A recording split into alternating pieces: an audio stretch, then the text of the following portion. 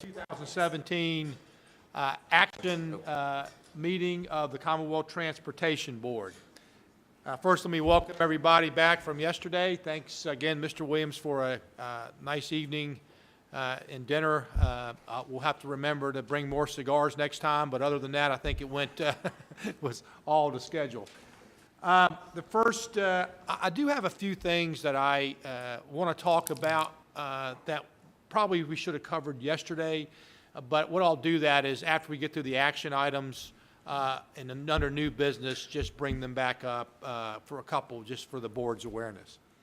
Okay, with that being said, the first topic on our agenda is for public comment. Is there anyone here today that would like to make a comment to the Commonwealth Transportation Board?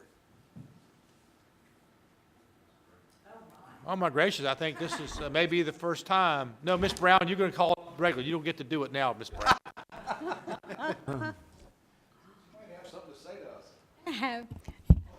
Mr. Chairman, members of the board, I do have one action item for you. Hold on. We're not in the action items there yet, Ms. Brown. We're just on public comment.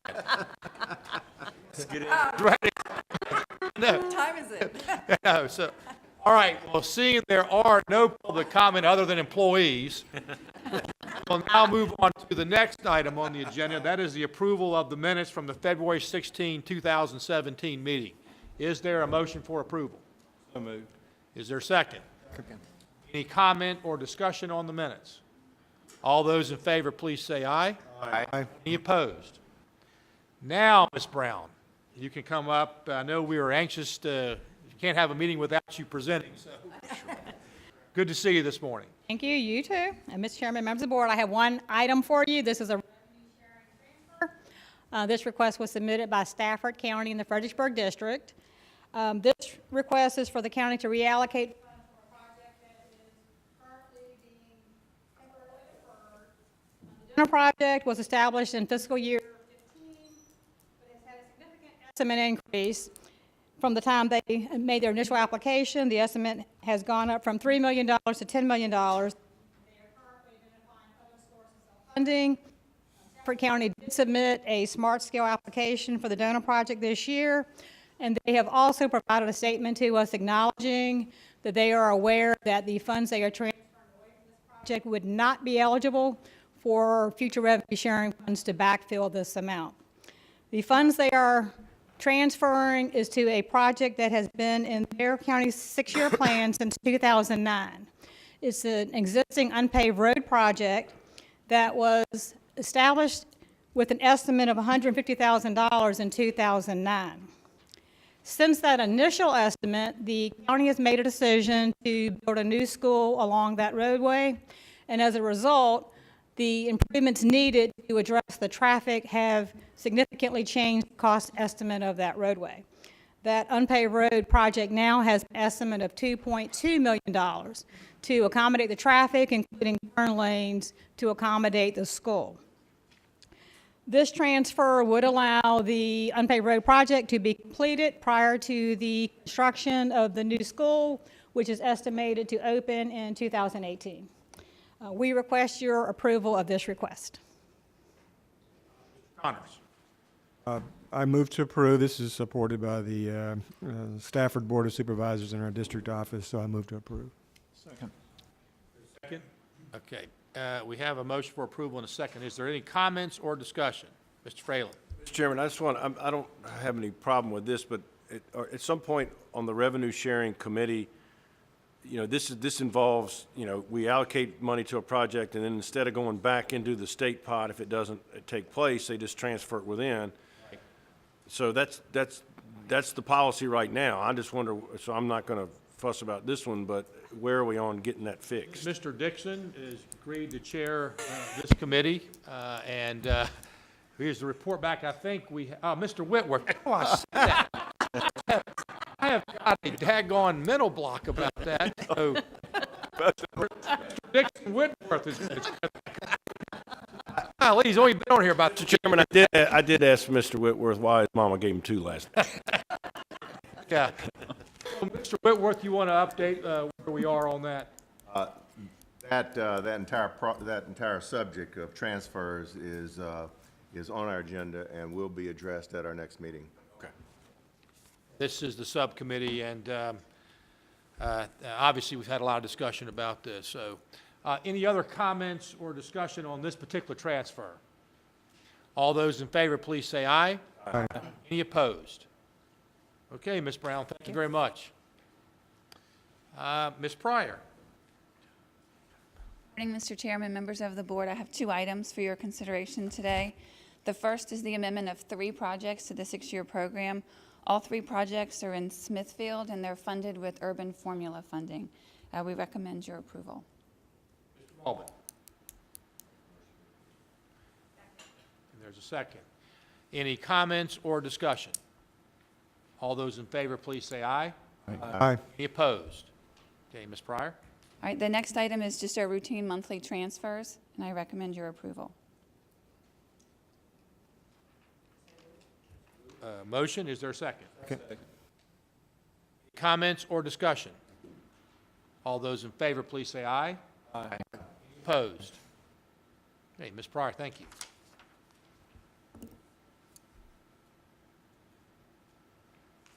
Good morning, Mr. Chairman, members of the board. Colin? How are you doing? Colin, how are you? Good, thank you. So we present for your consideration an amendment to the locally owned bridge list, which was approved for state-of-good repair funds at the board meeting in February.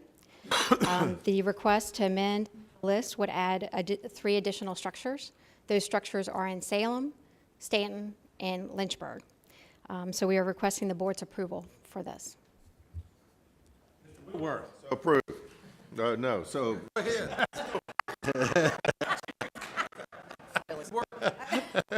We were out. Is there a second? Second, whatever that was. I think this is something, state of good repair, I think is something we need to get more, when I say publicity, more out to the public what we're doing here. You all saw this week the annual report by I forget which engineering firms. American Society of Civil Engineers, where they ranked our infrastructure, again, I think it was a D+ for the state, for the nation. We were, I think, a C- overall, but our roads were a D. I would point out that is those numbers that they used for us were 2015 numbers. And a lot of what's driven in that is congestion also. It's not just condition. Right. But we are one of the few states, I believe, that have taken action through the state of good repair, and over $1 billion has been allocated to the state of good repair on these projects and bridges.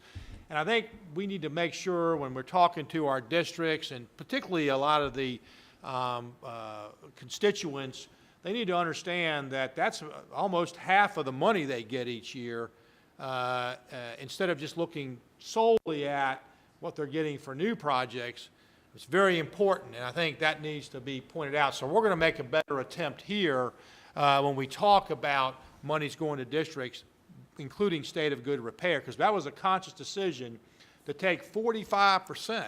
That's a large amount of our construction dollars to place there. I think it was the right thing to do. Virginia is one of the few states that's identified that. But I would point out 2 things.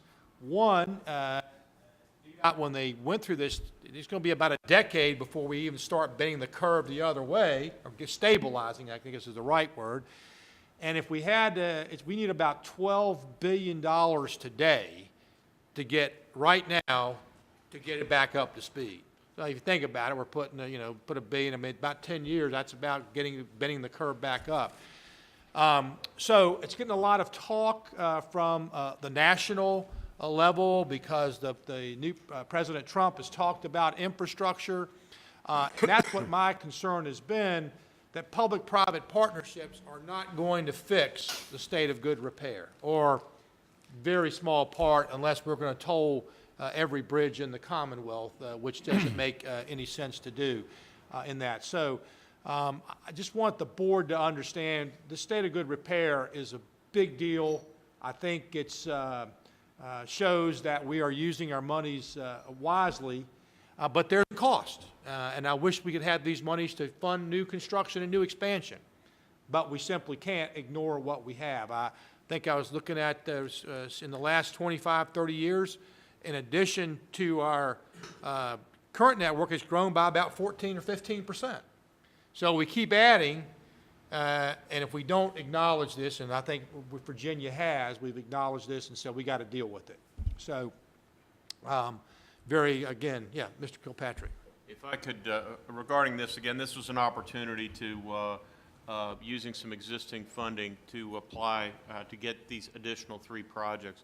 The chief engineer and his team have, I don't know if fanatical is the right word, maybe it is the right word, about trying to find ways to extend our dollars and looking for every opportunity to reduce the number and the percent of deficient bridges and pavement. Whatever amount of money is left over from this winter, our focus is going to be to deliver additional state of good repair type projects. It's maintenance funding, so it doesn't flow through the state of good repair formula, but fundamentally it's the same thing. We're putting money towards either deficient bridges or bridges that will become deficient if we don't take action on them. There's really 2 parts to that. So we're putting a lot of emphasis on that. The chief engineer has really been working on making sure we have I'll call it a backlog of ready projects to apply funds, whatever, if there's a change in our revenue forecast in the positive way or wherever we may be able to find them, because we see some real opportunities with investment in these that we want to be in the top 10 in terms of states that have, in terms of the smallest percentage of deficient structures. Honestly, we want to be number 1, and that'll be a tough task with some of the other states and other programs. But again, we can make some real progress here. And this is just a small example today of the intense focus we have on our bridge and pavement condition.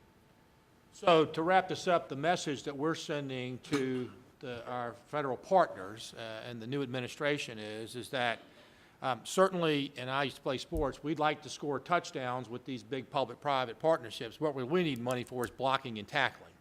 That's what we need it for to get our infrastructure up to speed. So it's going to have to require additional monies besides private investment that's going to fix the state of good repair. Not that we wouldn't take the other money, and I think we're probably one of the few states that know how to use that in public-private partnerships.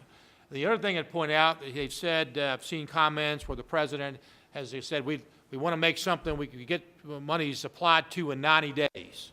Well, VDOT, we've got deficient bridges and things that we can put it to in 90 days. So if you find that money, we're all, hands are wide open to take it, to put it to good use. So I just thought I'd bring that to the board's attention because it's getting a lot of media report. And we are doing something about it. It's not, we don't have what we need, but we're doing something about it in Virginia. Yes, Mr. Brown. Raise the issue of expanding infrastructure and the cost of maintenance. At some point, I'd heard there's a rule of thumb or a ratio of how much money should be reserved for maintenance when you expand or you add $1 of additional infrastructure. Is that, can you? Those days have long gone about that in terms of, yeah, I mean, Mr. Kilpatrick would love to set a reserve up because we know it wears out. And I see the chief engineer of setting a reserve up. For instance, I'll tell you, the Hampton Roads Bridge Tunnel, there is no reserve there. That thing is 60-some years old. There's no reserve. So you're right. If we were in a My question is, what should it be? What is the formula? I'm not sure there is. Yeah. I don't know if there's a rule. I've not heard of a rule of thumb that for every $1 of new pavement or new bridge that you put in, how much should you set aside in a sinking fund? But let us follow up with that. There's probably some statistics out there. So I can give you a couple of examples. Mr. Malbin serves on the Chesapeake Bay Bridge Tunnel. And they are on the replacement method for that tunnel. In other words, we don't have the luxury to do that. So they have a reserve because they come in and an engineer comes in every, I think it's 3 years, and says, here's what's got to be done and to maintain the current status of this facility, and they set aside those funds, it's required by the bond documents. So, so it's probably, you know, I'm sure a tunnel's going to require more, I shouldn't say I'm sure, I would guess a tunnel's going to require more in that environment than maybe a road somewhere else, and but that would be an engineering. But if you guys, you know, one of my favorite books, and I've asked you all to take a look at it, is The Big Roads that we talked about at our last meeting, or the last governor's conference. When in the 50s they were building the highway system, you recall the successor to ASHTO, the group that Charlie's were a member of, they said that an expenditure equal to the amount of construction that they were spending each year was going to be required in the future to maintain it. Yeah, and that was where, you probably saw it in there. So I wish we had that luxury. We do not, but I do think we're using what funds we do to put in that regard. You didn't realize we were going to have this philosophical discussion, Ms. Allen, but It's fine, sir. got stuck No, up it's there. fine, So, it's fine. just wanted to bring that out because I think it is extremely important. It's in the news, and I want you guys to be informed. You may be contacted. We need public dollars. Has got to be a part of this answer. We can't do it all with private dollars. Now, unless there's any more comments or discussion, all those in favor, please say aye. Aye. Aye. Any opposed? Thank you very much. Thank you. Mr. Brule.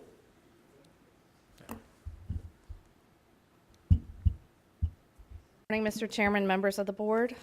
Item 5 is a resolution for the addition of three projects, the 6-year improvement program. The first 2 projects are for the Greater Richmond Transit Company, and they're related to the implementation of the Pulse BRT project. The first one being some funding to GRTC to help in a realignment of their routes to help improve efficiency with the Pulse coming online. The second is some funding to support the purchase of land for them to park the new BRT buses that are coming in. Actually, I think the last one is due in next month. So those 2 are for the city of Richmond. The third for Greater Richmond Transit Company. Third project is for the city of Alexandria, and it relates to their Transitway project, which is a project this board supported the construction of. What this funding will do is support the implementation of 3 additional station structures in the part of that BRT project that runs with traffic. So it's making improvements to that existing project, which has been very successful. DRPT recommends these projects for your approval. Is there a second? I don't know if you guys have traveled down Broad Street, but you should. You'll see all the yellow and orange barrels out that are aligning where it's going to go. It's a pretty exciting project here in Richmond. So, any other comments or discussion? Schiller. So where is this money coming from? From another project, or is it leftover funds, transfer, what? It's leftover funds funding that's deobligated off of other transit capital projects. So normally when we do it on the 6-year plan on the road side, they'll tell us where the money's coming from and where the money's going. We should do that on the transit side and also. Yep. Of FY16 Transit Capital Fund dollars, though. It's sort of like the normal transfers, then they should have published a list to you to show where it's coming from. Yeah, well, that's what I was curious about that. Okay, well, that's fine. I just want to make sure. You can do that with them. Yeah, we should do that. I mean, you may not have seen what they should have done is showed you this is the project and where it's going, like the normal 6-year transfers and what we do on the other side. And if it's discretionary, then we approve it at the local level, but if it's not, it has to It come comes here. up here, yes. So the other question is, where are they parking these buses now? The buses are just starting to arrive. GRTC's facility, all but one. which is on the south side, is landlocked, and the buses that they currently have take up the space they have available. A parcel adjacent to them that's already a paved parking lot has become available, so they're acquiring that space to park the 10 BRT buses. I understand, so it's we're paying $320,000 out of a $1.6 It's million, $2 $2 million. million. But yeah. Yeah. Pretty good deal, but. we'll make sure it's supposed to be exactly like the other transfers. I assume there was, but we'll make sure that is in there, and that's so. Any other comments or discussion? All those in favor, please say aye. Aye. Any opposed? Thank you, Mr. Brule. All right, Mr. Utterback is up, and he's got a couple things in Hampton Roads, but I want to take a couple minutes, and Mr. Kilpatrick may want to talk about this too, and Jim. Jim's going to talk to you about the contract for putting tolls on the expressway, or the reversible lanes in Hampton Roads, and then he's going to talk a little bit about the HRBT early work stuff. Before this contractor and these tolls are planned to start about the same time as inside the Beltway. It's the same project we have inside the Beltway on 66. But this will be the first time that VDOT has done dynamic pricing. We've done other tolling, but dynamic pricing. So Mr. Kilpatrick and I have had lots of talk, and whether it's in the introduction in Hampton Roads, and I want to talk to you in the new business about, there was an article this morning, a big article about ERC and their fees and stuff in the paper.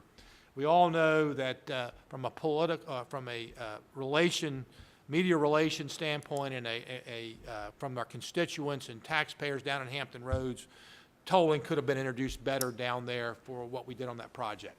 We cannot make the same issue. Of course, that was a concessionaire in charge of that ERC, but we cannot afford to have an introduction down there that's not done right.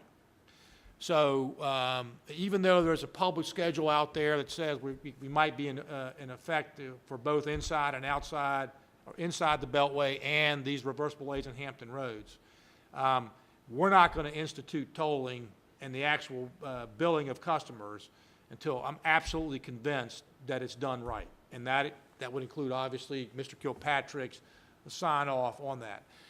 So that's a long-winded thing to say. I don't expect tolls to start down there till much later in the year, or in Northern Virginia. In Hampton Roads Point, we'll be introducing a new type of tolling, plus having to have a penetration of Easy Pass.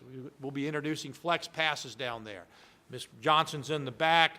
We've got to make sure the success to these roads is a penetration of having them, and we'll talk about some of the ERC stuff in the new business section, but that may take us months. Plus, it's just not getting the trip right, it's also getting the billing right. We may need 3 or 4 months of month-end statements that we do, pro forma, just to make sure we're not only getting the trips right, but we're getting the billing right.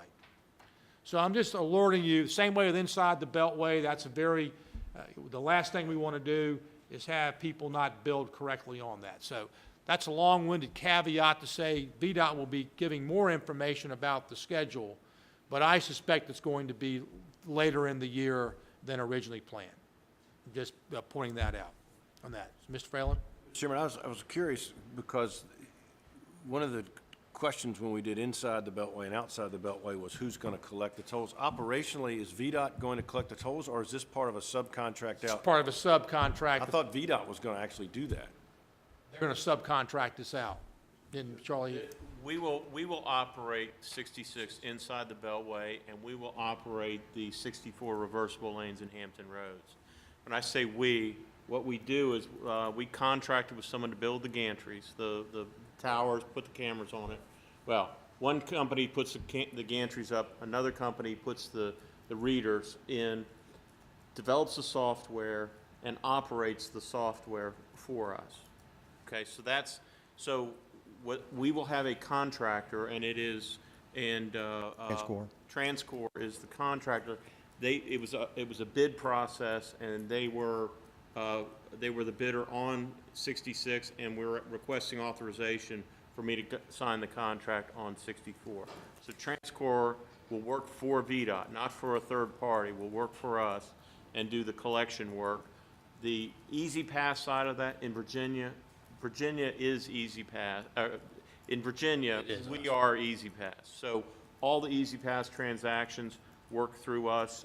John has a contract with the company that does what we call the back office work. But again, a contractor will be collecting they will be working for us. So we are responsible for toll collection. I just didn't understand. I thought that when we did these, that we had decided that VDOT was going to actually do the work, and that's why it didn't make sense to try to do a contract for 66 from Potomac to Gainesville. It will not be state employees. State employees. But we'll be controlling the money. I understand how it's working. I just Right. didn't understand that. That's, And so this is not I want to make clear, this is not a knock on VDOT. But these are long-term commitments. And taking an extra few months or so to get them right and introduce them is well worth it. And so I'm just giving everybody a heads up. And who knows, it might come in and say, but we cannot stumble. And so I'm just giving you a heads up. It's probably going to be later in the year, that these tolling actually take into effect. We're going to have a extended testing period and a penetration period so that we're very convinced that when we start this, because Mr. Phelan here, Charlie explained, this is going to be dynamic trips. So you got to make sure the trip's right. You got to make sure that they're reading the right license plate. Remember, we had ERC, couldn't differentiate between an 8 and a B. We got tolling. no, I understand all that. So I'm just saying, everybody's excited. I want to get them in, but I'm not going to let that drive, if it takes us 4 or 5 more months to get this right. I don't have any problem with the delay, Mr. Chairman. What I'm trying to figure out is, we decided that VDOT could do this better than the private sector. So I just want to make sure that we're. No, we didn't decide that. We decided that we wanted to control the revenues inside the Beltway. And we could pass this on. I'm talking about in Hampton right now. Yeah, that's right, because there wasn't, a concessionaire couldn't take the risk because it wasn't there. But VDOT will do this, and through contract, we'll get the private sector. The private sector is going to be on their agent, yeah. I understand that. Okay. I'm trying to. Thought it was just going to be their employees. That's exactly Yeah. right, and I want to make sure that there's a reason why we've evaluated whether or not that we can do that, and maybe we don't have the expertise to do it, or maybe we can't do it as cheap, but that's all I'm asking is that Did evaluate that. analysis has been evaluated. I have a limited number of employees that I can have on board. The General Assembly approves through the budget each year the number of employees I can have. We have been able to add a small number of folks in the tolling division to administer this type of work. But for me to actually have VDOT state employees that would do the all of the work regarding toll collection, could we have that expertise in-house? Absolutely, absolutely. We would need the support of consultants to do some of the technical algorithms and things, but could we do it ourselves? The answer is yes. It comes to balancing having sufficient personnel available to do that versus some other activity, and there is expertise in the world that can do this work for us. I'm just want to make sure the analysis was done. It's a was- yes or no, it's not. Yeah, John, you can start for this. It's either it was or what, I get it, I think it was. It was. I concede the point. It's P3 versus toll collection. And we, by contract, can pass that on to that. Sure, Commissioner, Mr. Fralin, I just want to add to this, both 66 and 64, it is VDOT's tolling operation. We will be tolling it, but instead of what we have procured, the 2 TransCore contracts, are the services to install the toll equipment and to build the tolling system, the algorithm. What comes out of TransCore's process once we go into operation is a tolled trip that they will pass to VDOT, to the Easy Pass office, which we will then process, the Easy Pass transaction as always. We will also use our existing violation enforcement activities to handle any violations. So it's not a build, because it is a hot facility, there are no video bills. You either paying through your transponder or you're, in essence, a violator. And then we already have a violation process in place. We will obviously have to enhance it in terms of capacity, but that process will continue to work as it does today. Going to read license plates there? There'll be plates, Oh, God, there won't be when you invoicing. said cameras, Yeah, no, we're going to read, it's just like the other, if you have I know that's the. yeah, I'm like, just like the other. it's just going to be so many, out-of-town travelers on there that. By the way, this is exactly what our concessionaires do. They take it, and then they go to these parties to do this. And so we're doing that. So, anyway, I just wanted to make it, to let you know that we're very cognizant, and we are not going to rush this. We want to make sure in both areas that we get it right. And so just, bringing that point out here. And VDOT, as we go along, will have a communications program and alert people.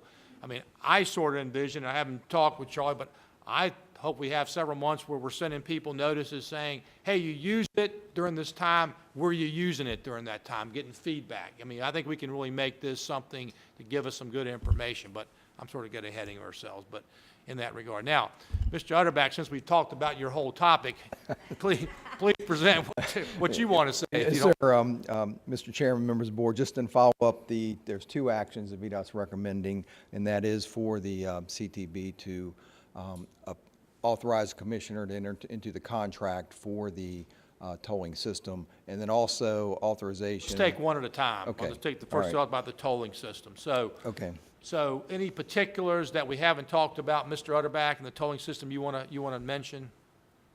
No, sir. No, sir. I think at this point, it's fairly, you guys have just discussed it. I don't have anything to add to that, unless there's any questions. Okay.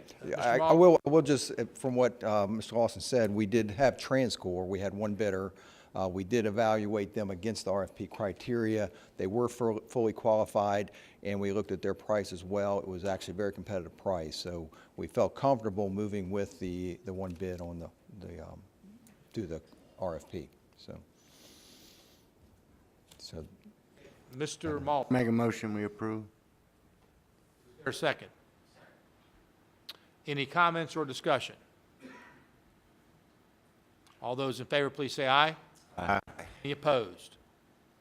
Okay, now, okay, yes, sir. The second action related to that was moving or having CTB allocate or authorize the use of the toll facilities revolving account. So as this board on October 19th, 2016, authorized the use of $5 million of the toll facilities revolving account to do the preliminary work for the procurement and get this project going. So they were asking for another $14 million from that account that takes the total to $19 million, give or take. We've used approximately less than $3 million, so we'll carry about $2 million forward from the 5, and that should get us through the procurement installation.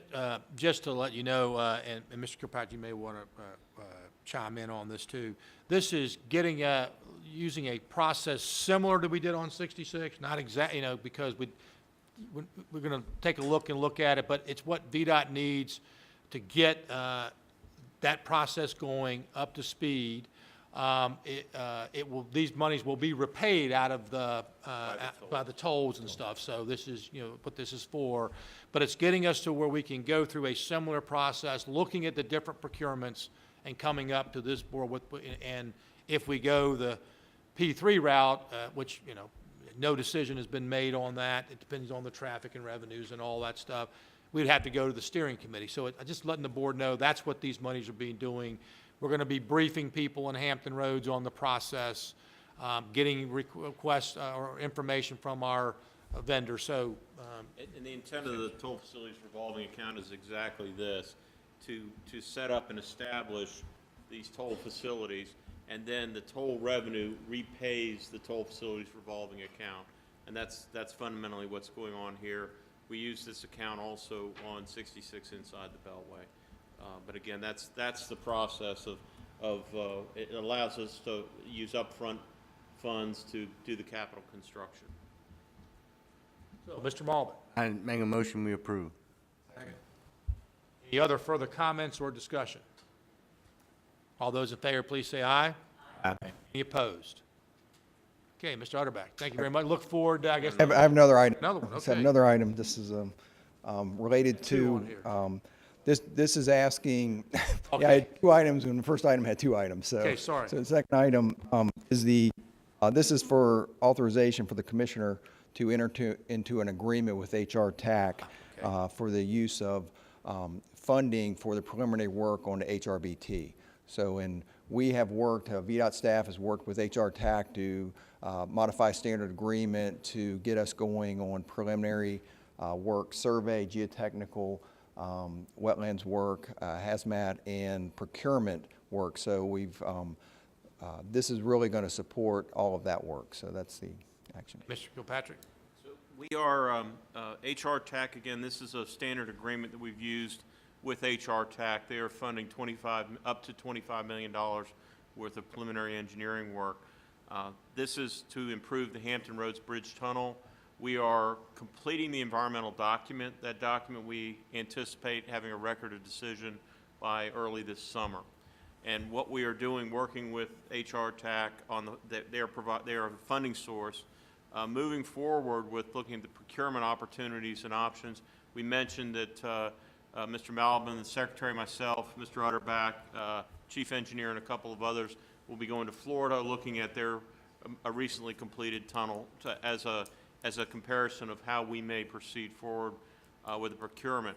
We have not determined a procurement method, but we are in working with going out to the industry with looking for opportunities in terms of procurement methods. We have a meeting scheduled April 3rd. April 3rd, which is an industry-type meeting, which will give an opportunity for engineering companies, construction companies, and the like to come in and hear about the project and begin to ask us questions, which will help us frame the direction of the procurement. That again, we are moving this forward, and this $25 million is for the necessary engineering work, geotech, survey, traffic modeling, and the like to continue to move the project forward. And plus, we'll be also making sure that the funding plan is solid in terms of any procurement that would be recommended. So, Mr. Malvin. Make a motion, we approve. Your second. Any further discussion or comments? All those in favor, please say aye. Aye. Any opposed? Okay, now we look forward to seeing you Sunday, Mr. Utterback. Mr. Cables, how are you today, sir? Chairman, members of the board, I have 11 projects for your consideration today, 4 regular jobs and 7 maintenance paving jobs. The first job, I-27. That job is a project to improve safety and mitigate congestion by widening Route 711 from 2 lanes to 4 lanes and to replace a bridge over Bernards Creek in both Chesterfield and Powhatan counties. We are recommending award to E.J. Wade Construction. Brown. Second. Comments or discussion? All those in favor of approval, please say aye. Aye. Aye. Any opposed? Okay. Next job is order number L53. This is I-395 bridge work over 4 Mile Run. This is repairs and deck overlay in the Nova District, Arlington County. We had 2 bidders. We are recommending award to Martin's Construction Company. Signs? Well, Is there a second? Any other comments or discussion? All those in favor of approval, please say aye. Aye. Any opposed? Okay. Next project is order number L59. This is restoration of pavement along portions of Route 85 northbound and southbound in the Richmond District, Mecklenburg County. Had 3 bidders on this project. We are recommending award to Allen Myers. Is there a second? Abstain? Mr. Williams abstains? Chairman, I would abstain. I was taking bets on how many of y'all would have to abstain. We were in the meeting the other day on this. On that, that's right. So, okay, 2 abstentions. Is there a second? second. All those in favor, please say aye. Aye. Any opposed? Okay, so 2 abstentions there, please. Okay. Okay. Next project is order number L60. This is a sister project, if you will, to the previous project. This is Richmond District pavement restoration along portions of I-85 northbound in Dinwiddie County. Received 4 bids. We're recommending award to Adams Construction Company. Moved. Other comments or discussion? All those in favor, please say aye. Aye. Opposed? All right. Next job is order number 114. This is a scheduled job, plant mix in Bristol District, Buchanan County. You see 2 offers on this project with the low bidder at WL Construction and Paving recommending award. Move. Second. Second, okay. Any comments or discussion? All those in favor of approval, please say aye. Aye. Opposed? Question? Yes. Mr. Whitworth. Just curious, the estimate on this was a 10.1 million and came in at 6.5. Does that give us any kind of a pause to have that much difference? Makes us happy. Yeah. I will tell you that in the Bristol district, and there are parts of the state where it's very difficult to get competition because of the remoteness. And frankly, there are now 2 large-scale paving contractors in the Bristol district, and that is really driving competition, and both are performing well. So again, this is when you get competition, you get good pricing. So this is maintenance funds. So fundamentally what it allows us to do is apply that difference to additional paving work in the Bristol district. Yeah, we mentioned yesterday too, as the economy improves and different things, we've been monitoring to see how these, the bids are going. But, and of course, Mr. Kilpatrick pointed out yesterday that under smart scale, it's a whole different deal in terms of making sure we're within and the way he's approaching it. So we are keeping track of it. Thank you. Yes. Next project is order number 717. This is, again, a plant mix job in Culpeper District, Rappahannock County. We have 3 offers on this project. We're recommending award to Superior Paving Corporation. Moved. For discussion or comments? All those in favor, please say aye. Aye. Opposed? Next job is order number 928.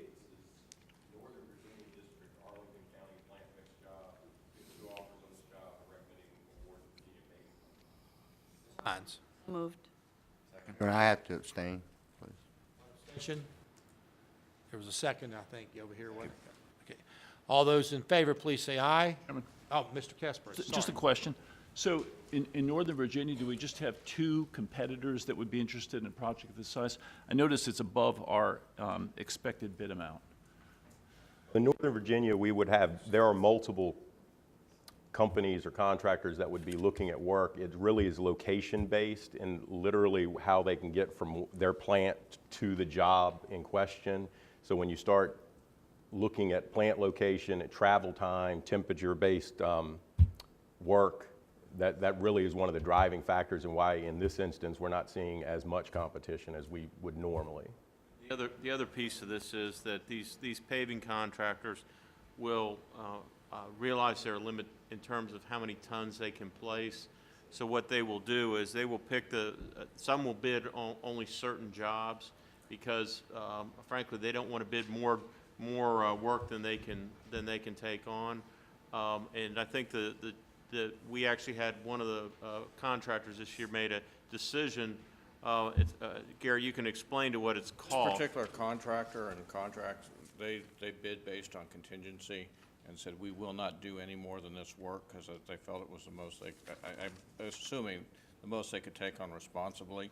So VDOT chose the contract that they didn't get, which actually they left less on the table, or more on the table, I guess, on the ones they got. It was not to their advantage, the best advantage, the one they didn't get. But that particular contractor said, over this dollar value, we're going to not take any more work. And then it was VDOT's choice which contract that they won they didn't get. There are 4 or 5 paving contractors in Northern Virginia that come to mind that could have all bid this particular project. But again, some of it has to do with trying to that balance of do I want to go after this job, and if I end up being low on too many of them, then I might get myself in trouble because I'm placing more tons than I have the capability. So I suspect that's what led it to the decision by the others to say, we'll pass on these. We got more work than we can handle.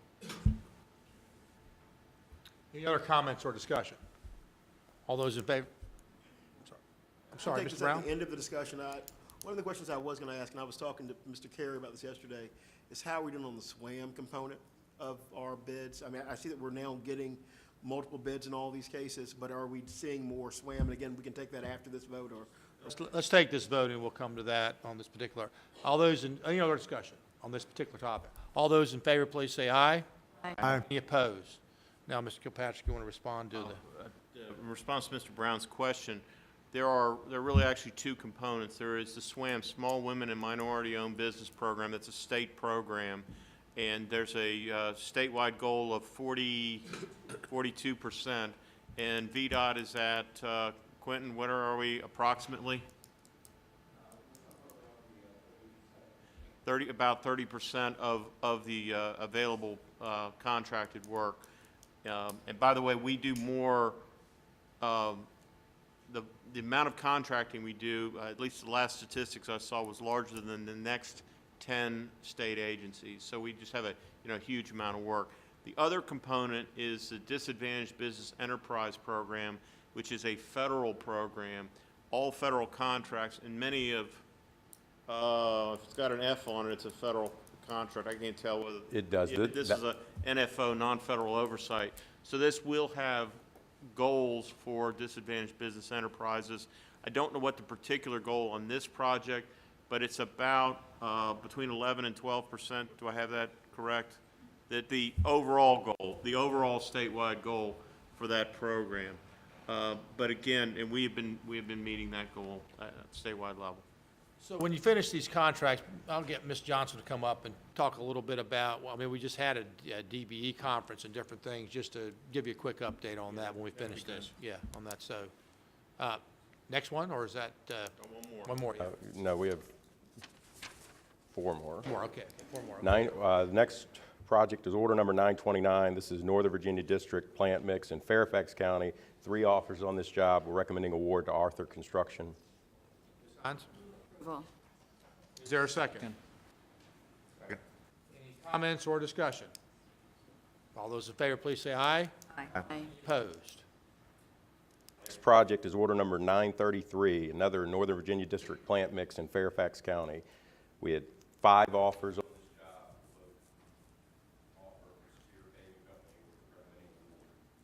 Hines? Second. Second. Comments or discussion? All those in favor, please say aye. Any opposed?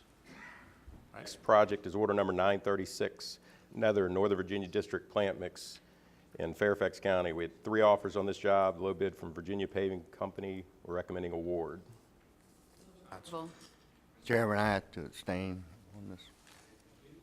Second. Is there a second? Mr. Spritz. Any other comments or discussion? All those in favor, please say aye. Aye. Opposed? Final project today is order number 937, another Northern Virginia District Plant Mix in Fairfax County. 5 offers on this job, recommending award to Superior Paving Corporation. Second, okay. Any comments or discussion? All those in favor, please say aye. Aye. Any opposed? Going to be busy in Northern Virginia. Thank you very much. Thank you. Ms. Johnson, why don't you come up for a second and just maybe just sort of give an over. I know you were down in, was it Orlando yesterday? And Tampa, but I know you can talk about. Good morning, Mr. Chairman. Good morning, board members. I missed you yesterday, but I was in Tampa. I can't help it. It was fun. But the our small business initiative, DBE SWAM, we are recognized as one of the best in the nation. We have a very robust program. Sandra Norman was with me yesterday, and she did a presentation on our DBE program. And Shannon Marshall was with me, and we did a presentation on our toll relief. But we get our best bang for our buck when we do P3 projects. And the 66 project has a 15%, 66 outside has a 15% DBE goal and a 27% SWAM goal. So that's a total of 42% off of $2.1 billion. The 95 Express, I think that has like a 29 and an 11%. And the goals vary because you have to look at the capacity, and what other business is going on in that general area. But we do a very good job. Under the direction of Mr. Quentin Elliott, civil rights is moving along very well. As I said, we are recognized as a leader. And I am the chairperson of the AASHTO Civil Rights Subcommittee. So I kind of know what all the DOTs are doing, and we are by far above. Now, are we doing the best? Not yet, but we're climbing there. In 2006, when I arrived, we were at 6%. 495 came in at 42%. So we're doing very well with that. So if you have any additional questions, I'd be more than glad to sit down and explain it to you, sir. So, Mr. Chairman, I guess I would just like it maybe at one of our board meetings, actually have a presentation on kind of the status of our program and what we're doing, and just so that all the board members can be level set and know. I know this has been a long effort over several administrations, but it cannot occur unless you have the support of top management. And I've always had the support of the secretary and the commissioner, and I must say, whether it was the Republican or Democrat, more so with the Democratic administration, but definitely I had it. Had to say it. We're doing good for that. Anyway, we'll have Ms. Johnson. Why don't we next, either next one or one we'll probably have you come in and have a presentation on projects and what we're doing, incentives. Yeah, absolutely. Mr. Williams, you know I can't behave myself. I know you will. Try to help you. Thank you, Ms. Johnson. I had a couple things that I wanted to bring up that I probably should have brought up yesterday. So it's not even that new business, it's just for the board to be aware. It really goes back to the discussion we had on WMATA and our transit funding. That's, even though it seems to be an issue just there because of the high profile, it's an issue other places. For instance, it was in the media reports this week, down at Hampton Roads, HRT had a shortfall of about $5 million. Now, I must point out that the shortfall and how it was communicated to the communities, I think, is a different matter. That's a management or communication issue. Shouldn't have been a surprise to anybody had it been done properly, whether it's the board of HRT, whether it's the president or whoever, they're the executive director. There shouldn't be any surprises from that perspective. I mean, it should have been communication right up front as they went through the year. So I'm not saying who was at fault, but quite frankly, from a management perspective, you shouldn't got to the end of the year and nobody knew they were going to be short. So I want to take that and how it was communicated. I think that is an issue that the board and HRT need to deal with on a separate matter. But the issue of being funded appropriately is just as big an issue in Hampton Roads and in other areas as it is in the metro area of Washington. The complicating factor is in those areas there's multiple jurisdictions, as we've talked about. But the fact is we do not have a dedicated funding source for many of these transit agencies in that, whether it's in Northern Virginia, whether it's in Hampton Roads. So just want to point out, we're very cognizant of what's going on, and it is going to be, I believe, the top issue of funding for this board in the next 12 to 18 months, and quite frankly, for the new governor to deal with in terms of transportation, and maybe even one of the biggest issues in terms of just any matter he's got to do. So wanted to bring that out, that even though it tends to center on Northern Virginia, there are issues other areas, and how this is going to be, and what level of service and how this is going to be is going to be have to be dealt with in the relatively short term, the next couple of years, or if not, we've talked about we're going to have the funding cliff. So I wanted to make sure that the board was aware that we're very cognizant of how it impacts, and we've got issues in the Roanoke area and other areas of how these systems are funded here in Richmond, and it really gets back to the benefits and how they're calculated and who pays for them. Heretofore, it's mostly been the service in each area or each locality, or in the state of case of WMATA, in which jurisdiction is And that mayor, I would say, quite frankly, would only be by happenstance if that ended up being exactly the way people use it. In fact, I think the big issue is if we're going to have these regional systems, we ought to figure out where the people want to go, whether it crosses jurisdictional lines, and fund them in that respect, because we tend to only fund what's in each area, but then the cities say, well, it doesn't come, we end up in this cycle of not funding it the way we would look at it if you were looking at how the people would use it. But that's a function of our independent city and here in the state of Virginia. But I don't think transit's going to thrive unless we get through that. And I think that's going to be a big part of this solution here. And where it falls in to our overall transportation strategy. And if you look at most places, it's becoming a bigger part. I'm not suggesting that is the answer, but as communities change, land use and different things, that's becoming a bigger part of that. So I just wanted to bring the conversation to understand that it's just not Northern Virginia we're having to deal with this. And that doesn't mean that it should not be used as an excuse for good management and good communication. And whatever happened in Hampton Roads, that was a problem with this. It should have been no big surprise at the end of the year, all of a sudden the localities think that they got to come up and fund $5 million. And I'm not placing blame on who knew what. I'm just saying it shouldn't happen in that regard. So that's one thing I wanted to bring to your attention. The other thing, and this happens to be in Hampton Roads also, is the contract on the downtown Midtown Tunnel and the continuing issue with, I'll call it billing or fees, which continues to be a huge issue down in Hampton Roads. There was an article again this morning where there were some constituents who used it and realized they used it incorrectly, had roughly several $1,000s in tolls not paid, but 4 or 5 times that in fees not paid. I think one was $14,000 and 4,000 of it was toll, the other 10,000 were fees. Now, two things in that. We have worked with the legislature last year, and there's more direction this year in the budget to get more on the concessionaires going through more steps to make sure that they're actually billing correctly and notifying people, to giving them time to react. Also, there's been a big push to get to report what a part of this is fees and what part of it is tolling.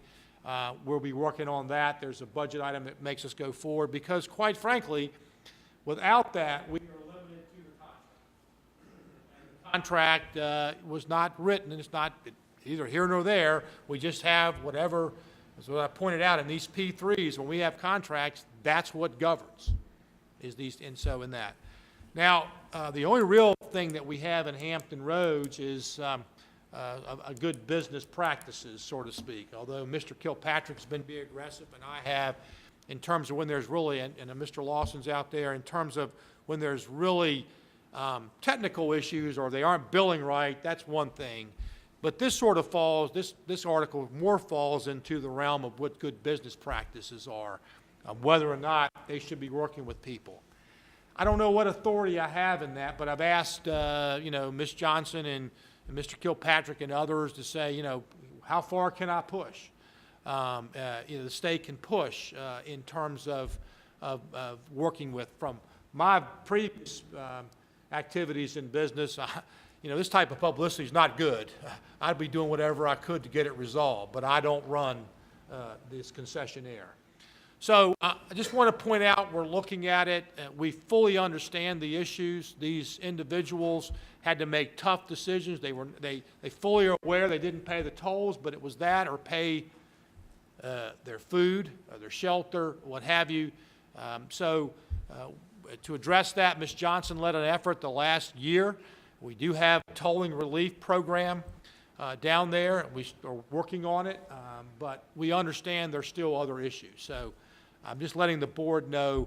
I think that's why we got to be very, very you know, in the 66, for instance, that's why we asked for their handbook and made it part of the negotiations, because we wanted specific things that we could hold them accountable for in that regard. So I just bring that up to you guys to let you know we're very much aware, to let our constituents know we are, and we will continue to work with the legislature and the companies to try to make the tolling experience the best that it can be. But again, I point out, it is a contractual relationship that we have with these individuals.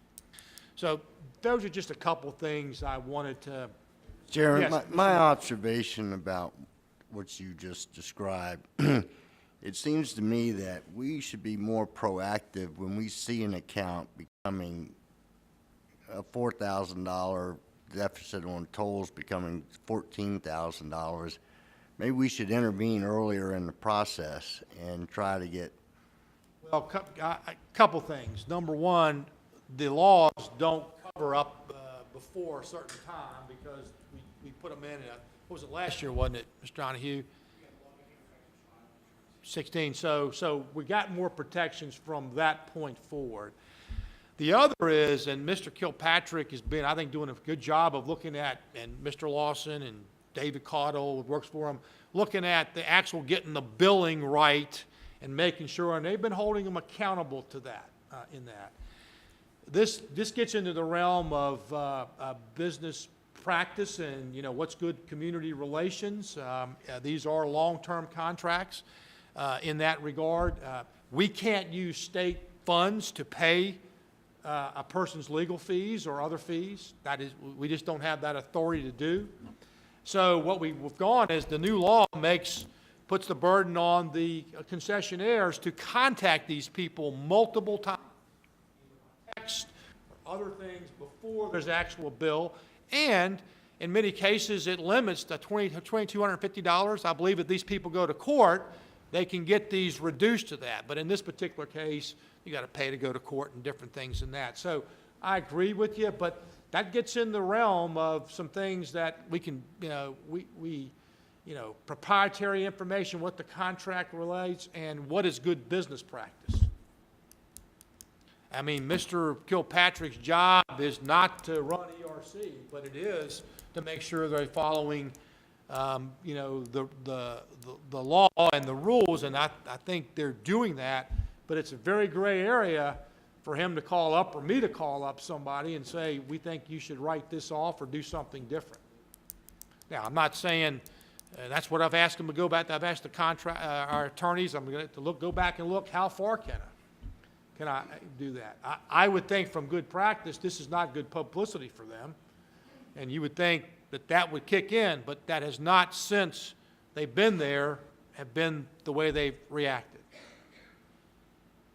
And you know, this is another 50 years that this has. So I wanted not just the board to know, but the people watching. We're very much aware of what's happening.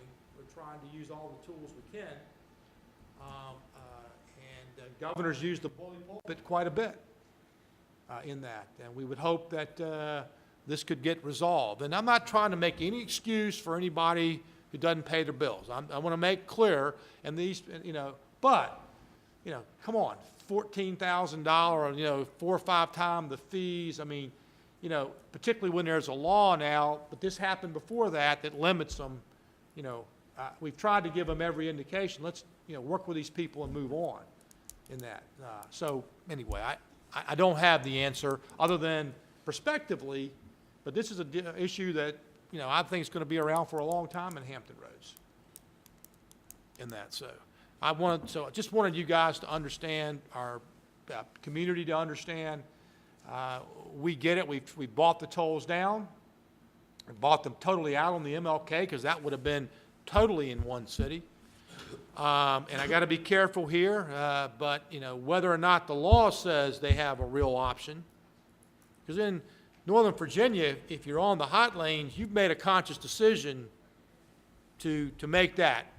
Not so in Hampton Roads, and I'm not going to say legally, but I think many people, from their perspective, when they're making a decision, they don't see it as a real option to drive 12 or 13 or more miles around in that. Nothing to do with what the legal aspects are, but, you know, and I get it. So I think that's one thing we're going to continue to look at and to push. And I've probably gone too far already, but I want my staff is holding the crosses up at me here, but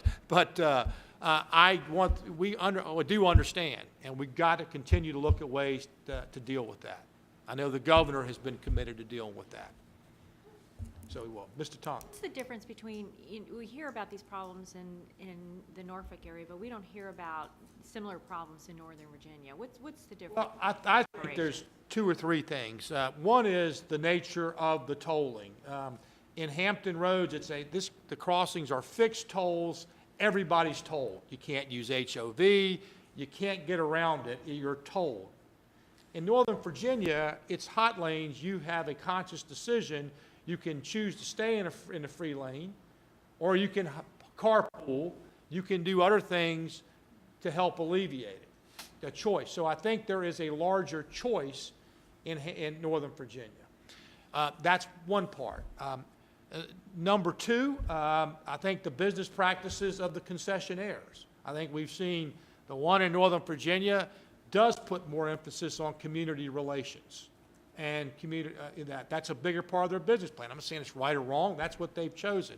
Then I believe the concessionaire in Hampton Roads has done. The other issue that you get into is when you don't have a choice, those at lower income levels are more negatively impacted. And that's why we put the toll relief in.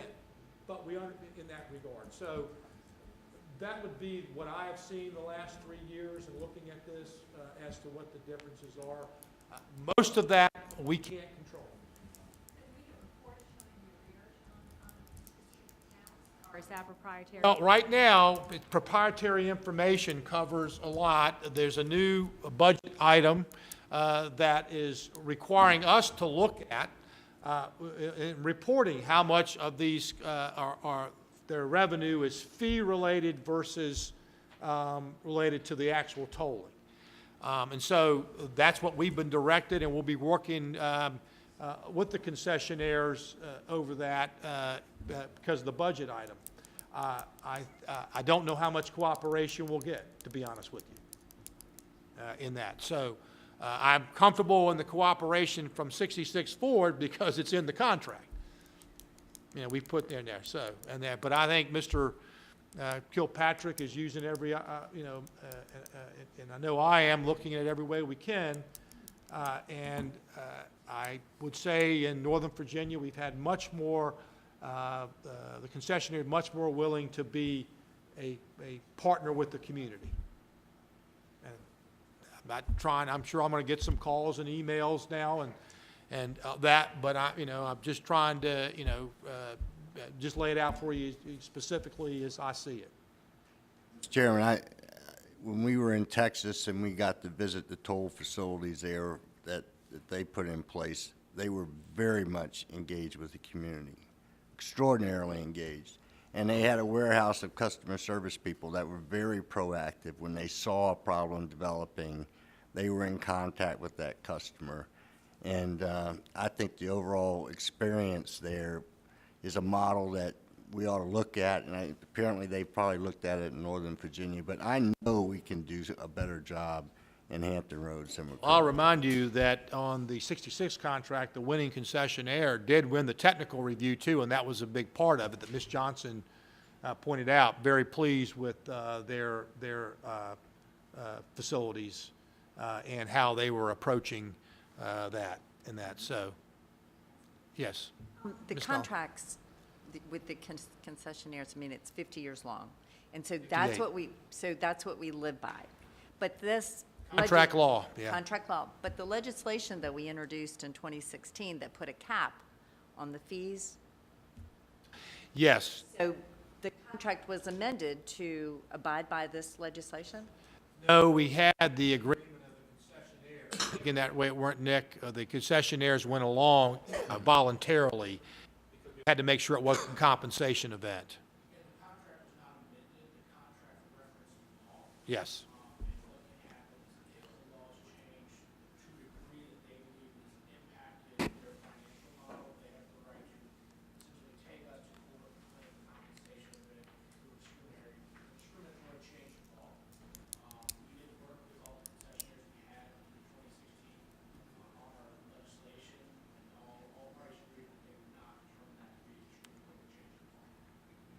You had to get that agreement up front before you could introduce it, because to me, it seemed to open a door to perhaps how we could look at things retroactively. You could, but it's only effective from that point forward. I would think, quite frankly, I would look at things Would that be a way. very positive. Positive output. Yes. There is no, was not law before then, and in that regard. And that's so. Anyway, I just wanted you guys to understand, it is, these tolling things are just not, or these concession P3s, in light of what's going on at the national level, another ring, it's not just about getting infrastructure in place. These are financing and business terms that go well beyond getting the infrastructure in place. In fact, the infrastructure is magnificent. I've had, I don't know, Charlie, we're getting just positive things from the refurbishment of the tunnel, the new tunnel, the Martin Luther King, the additional access it gives people to go from the around. Very, very positive about the actual use of the infrastructure. Very complicated the project. Not so much on the operation. Where we are getting issues is on the business of operating the facility. So you have to understand when we do these concessions, it's financing, it's construction, and it's running the facility. You know, that's what it is. And we have not been as successful on that aspect as the other parts of the contract. So anyway, I just thought it was important for the board to understand, particularly in light of our national discussion and the these particular issues there. Anything that the board would like to bring up that we haven't talked about? That. Okay, well, our next meeting is in April, and is that here also? No. It's not here.